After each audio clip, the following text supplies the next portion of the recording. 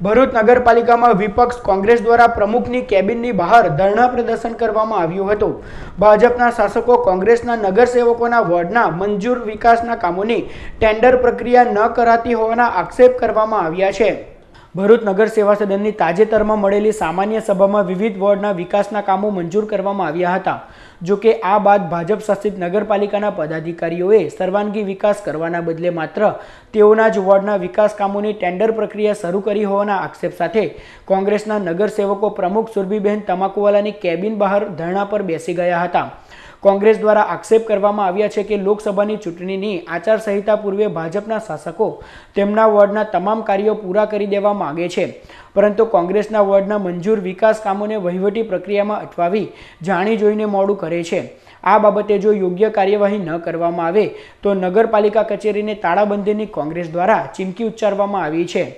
અને બીજા વોર્ડોની બી વાત કરીએ તો જે ભાજપ શાસિત વોર્ડો છે તેના અંદર બી ટેન્ડર પ્રક્રિયા પૂર્ણ થવા આવેલી છે, પણ જાણી જોઈને કોંગ્રેસના વોર્ડના અંદર આ લોકો કામગીરી લંબાઈ રહ્યા છે।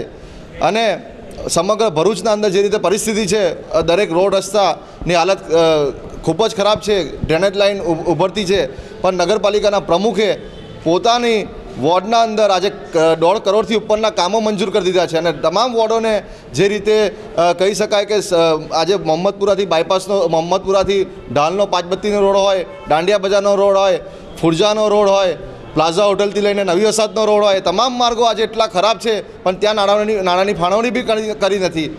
આજરોજ તમામ વિરોધ પક્ષના નેતા અહીંયા ધરણા પર બેઠા છે ને અહીંથી ઉઠવાના નથી જ્યાં સુધી સાઇન નહીં થાય ત્યાં સુધી। દુઃખદ સાથે કહેવું પડે કે જ્યારે આ ચૂંટણી આવે છે ત્યારે એમના વોર્ડોમાં ત્વરિત ટેન્ડરિંગ કરીને કામો કરવા છે અને વિપક્ષને એવું બતાવવા માંગે છે કે અમે તમારા કામો કરવાના નથી।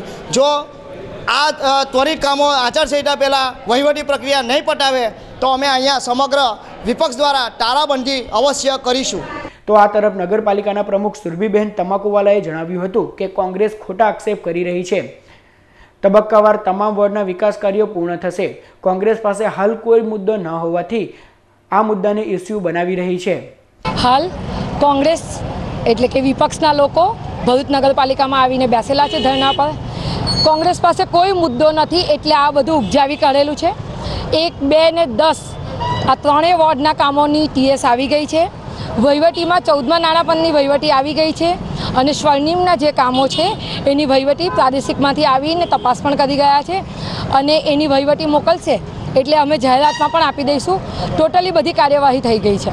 કોંગ્રેસ પાસે અત્યારે તો કોઈ જ મુદ્દો નથી એટલે કંઈ પણ રીતે કોઈ ઇસ્યુ બનાવે છે, બાકી કોઈ પ્રોબ્લેમ નથી। અત્રે મહત્વપૂર્ણ છે કે શરૂઆતથી જ કોંગ્રેસ શાસિત વોર્ડમાં નગરપાલિકા દ્વારા અન્યાય કરવામાં આવી રહ્યો હોવાના આક્ષેપ થઈ રહ્યા છે, ત્યારે વધુ એક વખત કોંગ્રેસના આગેવાનો દ્વારા આ આક્ષેપ કરવામાં આવ્યા છે, ત્યારે ભાજપના સૌનો સાથ સૌનો વિકાસ સૂત્રનો છેદ ઉડી રહ્યો છે।